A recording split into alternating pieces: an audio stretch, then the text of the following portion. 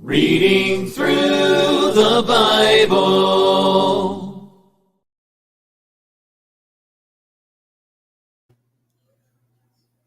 Good evening. I'm Dennis, and I'm a Christian. But I will not be reading tonight, but Rachel will.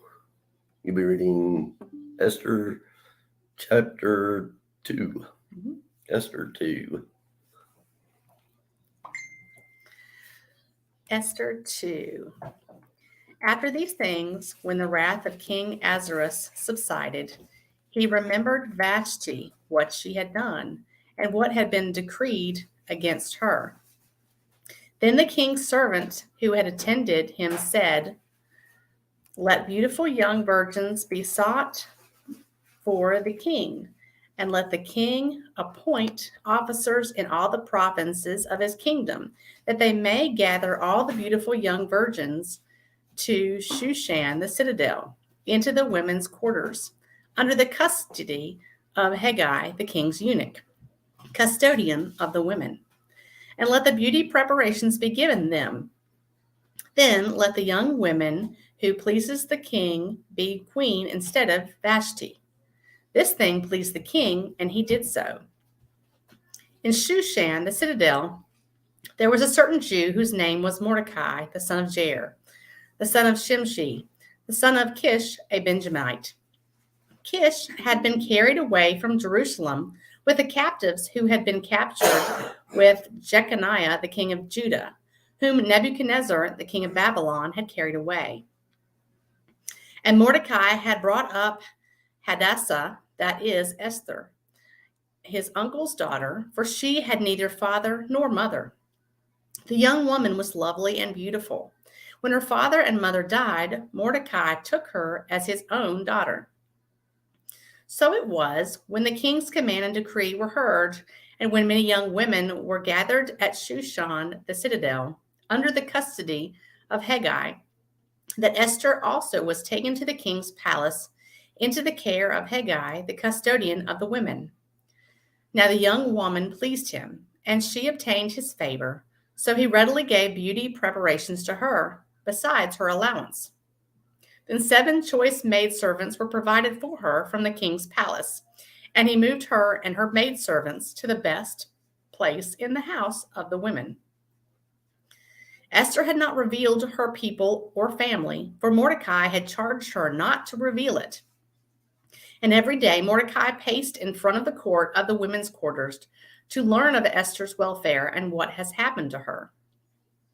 Each young woman's turn came to go in to King Ahasuerus after she had completed 12 months' preparation, according to the regulations for the women. For thus were the days of their preparation apportioned: 6 months with oil of myrrh, and 6 months with perfumes and preparations for beautifying women.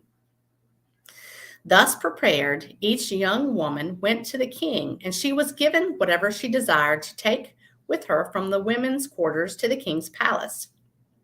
In the evening she went, and in the morning she returned to the second house of the women, to the custody of Shashgaz, the king's eunuch who kept the concubines. She would not go in to the king again unless the king delighted in her and called for her by name.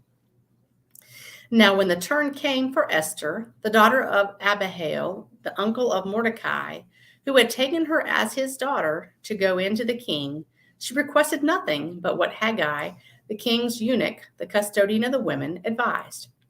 And Esther obtained favor in the sight of all who saw her. So Esther was taken to King Ahasuerus into his royal palace in the 10th month, which is the month of Tebeth, in the 7th year of his reign. The king loved Esther more than all the other women, and she obtained grace and favor in his sight more than all the virgins. So he set the royal crown upon her head and made her queen instead of Vashti.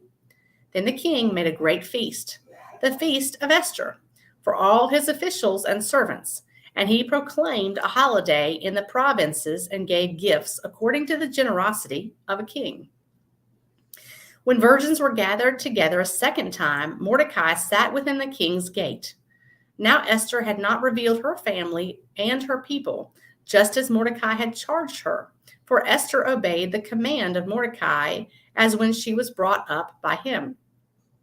In those days, while Mordecai sat within the king's gate, two of the king's eunuchs, Bigthan and Teresh, doorkeepers, became furious and sought to lay hands on the king Ahasuerus.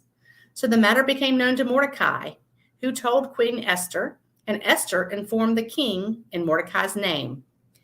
And when an inquiry was made into the matter, it was confirmed, and both were hanged on a gallows. And it was written in the book of the Chronicles in the presence of the king.